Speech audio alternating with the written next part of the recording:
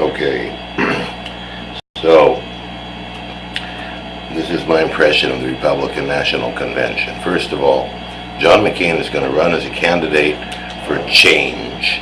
He's going to have to explain how he's different from Bush, and he didn't seem to do that tonight.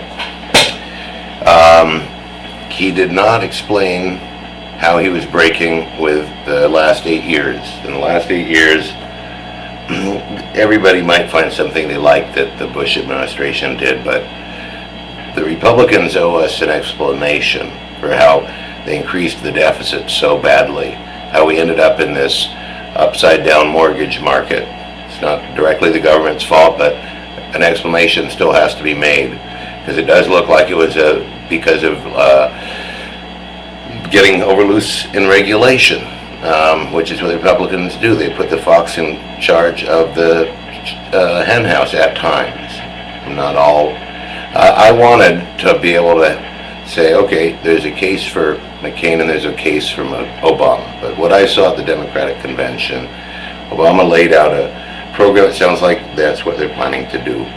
And what McCain talked about tonight was very general. So, for example, reforming school by letting people use their money and, weakening the schools potentially by punishing them through private competition. And it's an admirable goal to have the schools accountable to parents and children. And I believe he might just achieve it.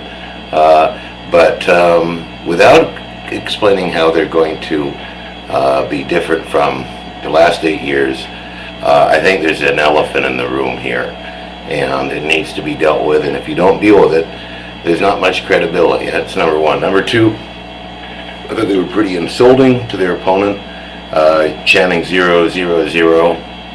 And I thought that the audience was disturbing looking. They all looked like, what's the right word?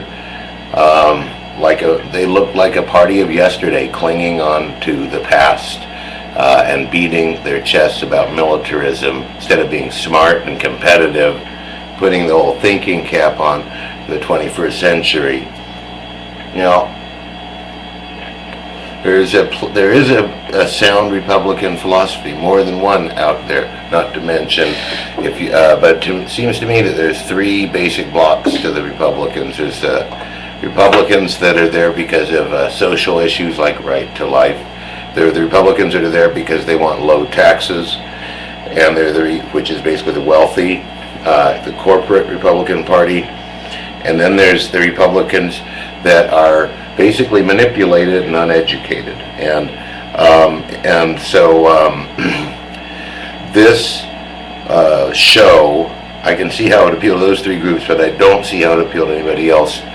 Because it doesn't ring true to claim that the Democratic ticket is a bunch of zeros. These guys are established guys. Barack Obama was a president of Harvard Law Review before he went on to work in the Illinois legislature. He's obviously a mental power. Colin Powell himself complimented on how he put together the best fundraising organization in the history of the United States, allowing him to not take lobbyist donations and still collect enormous amounts of money from a lot of small contributors, although obviously there's some big ones there. So I don't think this is what the Republicans wanted to have happen, and if they did, it's a real sad testimony to the American people if they're going to buy this.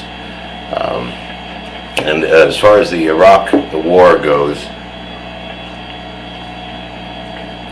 John McCain may have fought to get a good tactical change made, but the war should never have been launched under the circumstances it was, because we did not adequately go through building a coalition through the United Nations if we want to go around replacing every tin pot dictator. And since Saddam Hussein in Iraq had nothing to do with 9/11, if you want to go around the world changing countries to be quote-unquote democratic, you might want to do it democratically. So it's no good to get it right tactically if you got it wrong strategically, and Obama, I'm quoting him there. So Mr. Straight Talk Express is now the heir of George Bush, And there's nothing he said there tonight that makes me think he's going to do anything particularly different from George Bush. And I do believe he'll try to keep as much money out of the government as possible and in the hands of private business. And that just hasn't worked. You need to level the playing field with other countries for job outsourcing, stopping and do that through requiring human rights conditions, or you tariff. Pollution conditions, or you tariff.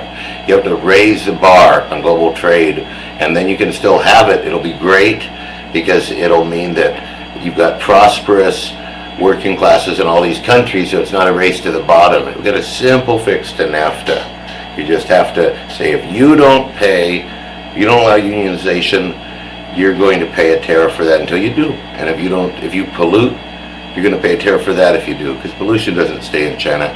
There's mercury in the rivers of Oregon right now from Chinese coal factories by doing dirty power to make our products for us. Okay, so I think I really covered enough.